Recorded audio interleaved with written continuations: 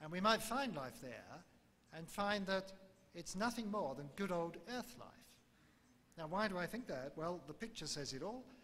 The bombardment I was discussing affected Mars as well as Earth, and a great deal of Martian material has come to Earth during the history of the solar system. A certain amount of Earth material has gone the other way. And this traffic of material has never ceased. It continues even today. Now, we know this because there are Mars meteorites found here on Earth. You saw a picture of one earlier that Carl showed of a meteorite fell in Antarctica that came from Mars. And we have two at Arizona State University. So it's well known that there's a traffic of material. Could microbes hitch a ride in these rocks and go from Mars to Earth or Earth to Mars? I think the answer to that is definitely yes. So this complicates the story. It may be life did start on Mars and started on Earth quite independently, and maybe there are two forms of life, Martian and Earth life, and they've crossed and switched about. Or it may be life started on Mars and came to Earth.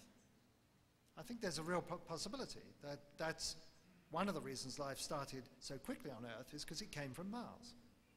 But it could equally be the other way. We just don't know. But untangling the natural history of the two biospheres, Earth and Mars, might be rather difficult. Another possibility is to make life in the lab. People are excited by that too. Can we make life in a test tube?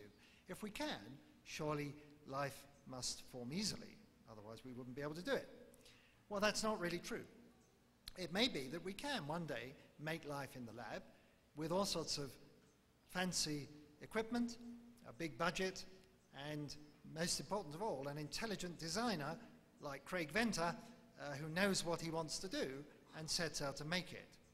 The problem for astrobiologists is how did life form on Earth and elsewhere without the benefit of a fancy lab and all sorts of equipment and purifying techniques and a big budget and lots of lab technicians, but more important, without an intelligent designer. How did Mother Nature do it blind, by blind chance? That's what we'd like to know.